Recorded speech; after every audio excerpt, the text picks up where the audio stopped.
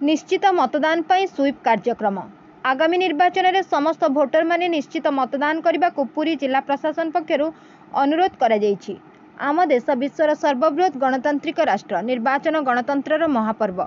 यही महापर्व में प्रत्येक भोटर सामिल हो निजर विवेकानुमोदित मूल्यवान भोट को सब्यस्त करने को उपजिलापाल गोपीनाथ कुंवर अनुरोध करिसेंति।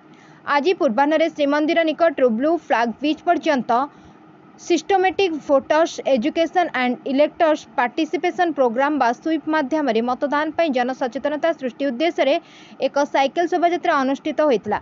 यह उपजिलापाल श्री कुंवर उद्घाटित करने सह निजे साइकेल ब्लू फ्लैग बीच पर्यंत जाइथिले।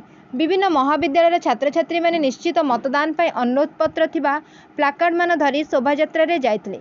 नूतन युव मतदाता माने सेमानंक प्रथम मतदान को अत्यंत स्मरणीय करने निश्चित मतदान करने को युव भोटर मानक यह अवसर अनुरोध करा जायतिला। एही कार्यक्रम में डेप्यूटी कलेक्टर राकेश कुमार पंडा टीआरओ स्मरणिका दास जिला क्रीड़ा अधिकारी चंदन कुमार साहू निर्वाचन नियोजित अन्य अधिकारी कर्मचारी प्रमुख जोग देथिले। Bureau report 51 news agency.